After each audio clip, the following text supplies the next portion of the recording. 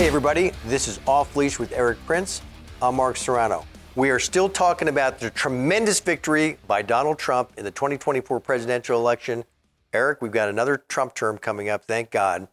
Now, one of the huge issues, of course, in this election was the southern border, was illegal immigration. In fact, it was around December 2023 when the economy was no longer the top concern of voters, but it flipped. So that became number two to illegal immigration because of its impact on communities across the country.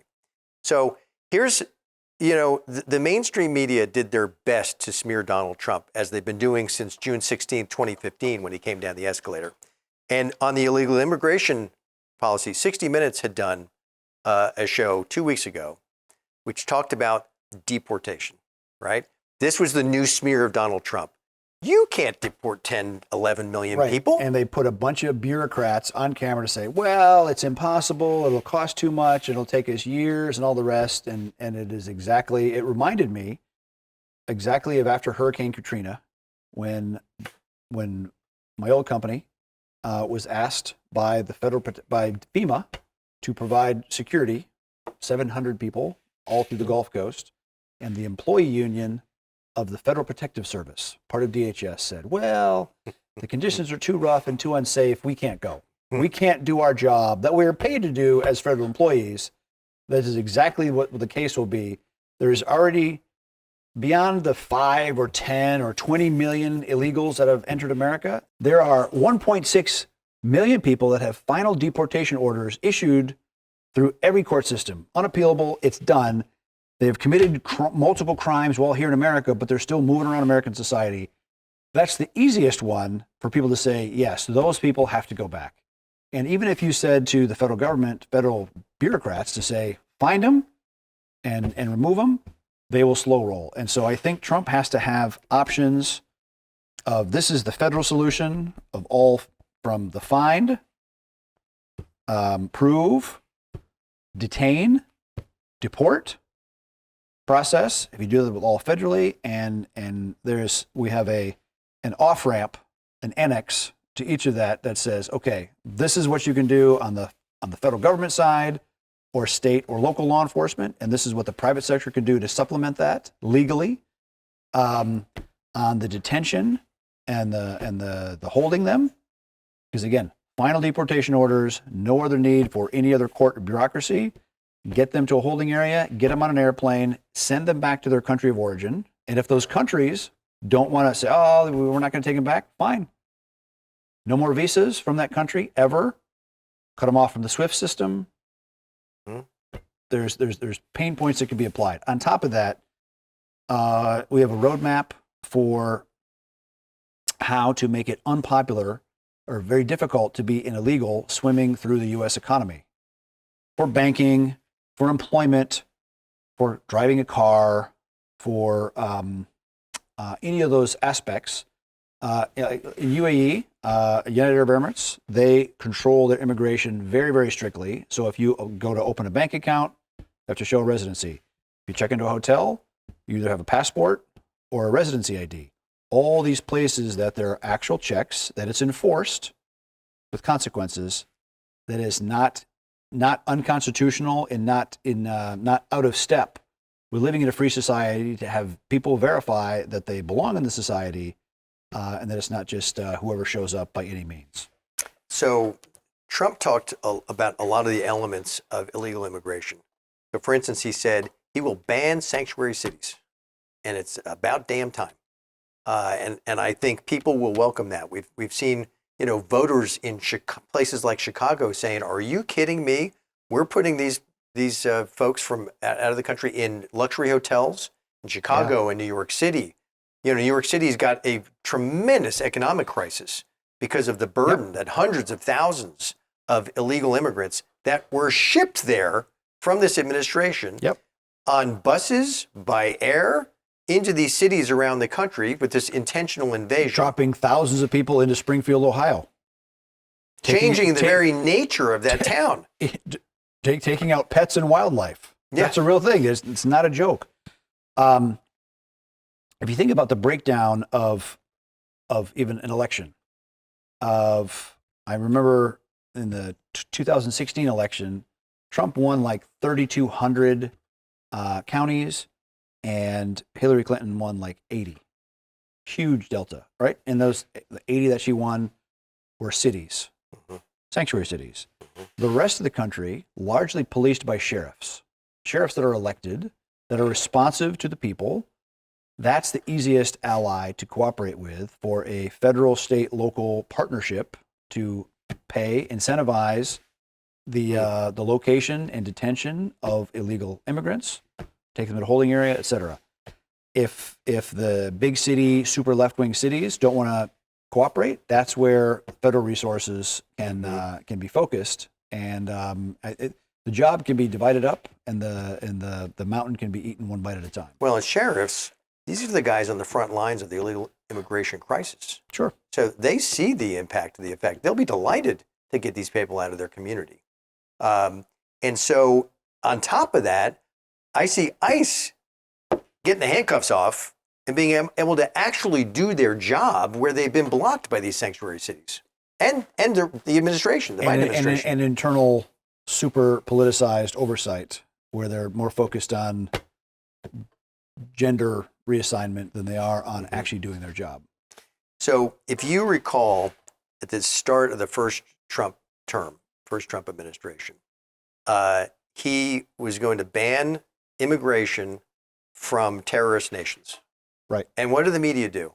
Oh, you're such a racist. It's a Muslim You're ban, Islamophobic, right? And what that means is to issue someone a visa from some country in question, you have to, right? The state, when someone goes to apply for a visa at a consulate, they take that information, that application, and they run it through the local law enforcement of whatever country you're coming from. So say you're coming from Yemen, you'd expect that they have a functioning Yemeni intelligence or police service, a version of Homeland Security that you can run them to say, criminal, not criminal, terrorist, not terrorist, whatever. It means you have to have an effective process of vetting an incoming applicant. All Trump was doing is saying, these countries, which are really not functioning countries, we're not going to permit immigration from there. Many of those happen to be Muslim countries, but and so the media, where their hair is on fire, this is racist, right? Yep. The Democrats were up in arms about it.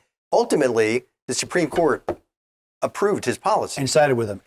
But he got beat up in that was an era of higher dominance of mainstream media.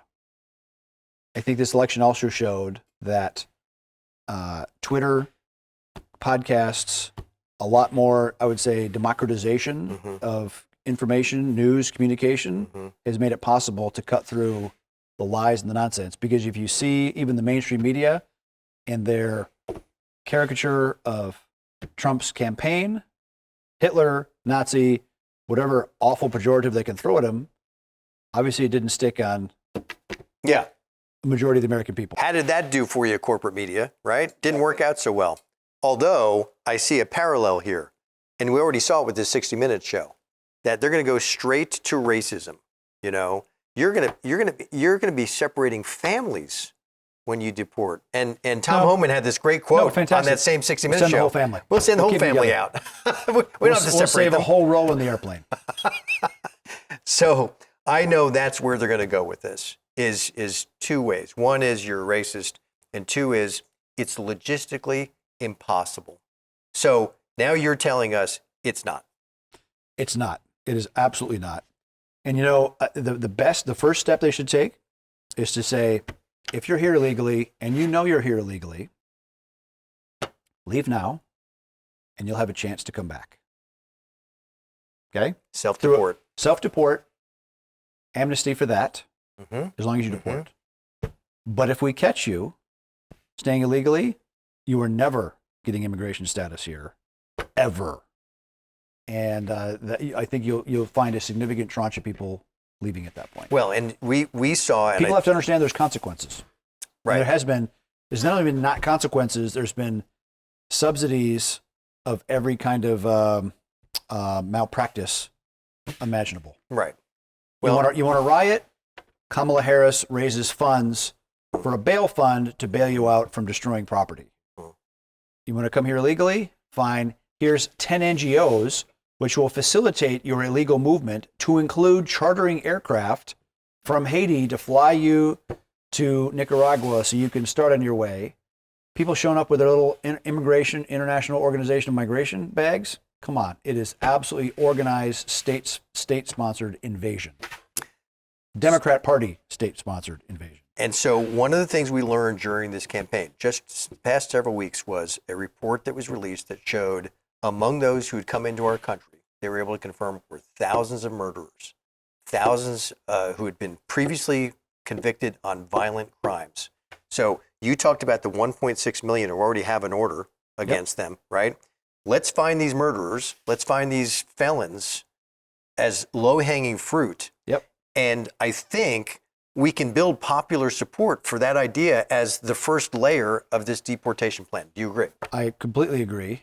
And tell the story of one more murderer, one more dirtbag that's no longer going to affect and threaten your kids. Yeah. Angel moms, tragically, played a huge role in the narrative from Donald Trump in this election.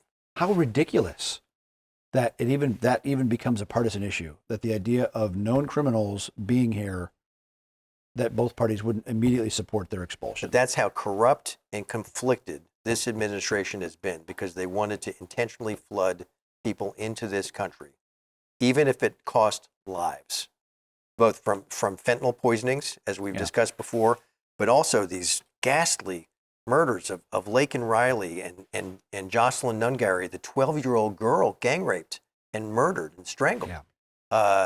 Rachel Morin, mother of 5. You know, this narrative was on display to show the tragic consequences of the Biden-Harris administration. So I was really anxious to get your thoughts on deportation, because I know the media is going to spin it to say it can't be done, and it shouldn't be done. I can tell you, my network of friends and team members have given this a lot of thought, and there is a plan of how to do this federally, state, local, and private adjunct support where necessary. And you think the 47th president will start right away? Do you? Well, it's January 21. Well, thank goodness.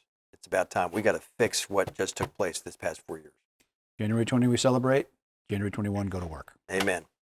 Terrific. Look, this is one of these controversial issues. The mainstream media is going to try to paint Donald Trump as a racist and portray this logistical nightmare. Eric Prince says otherwise. That's why you come to Off Leash, to get the story yourself.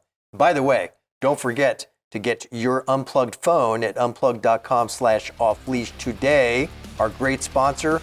We appreciate you joining us. This is Off Leash with Eric Prince. I'm Mark Serrano. Until next time.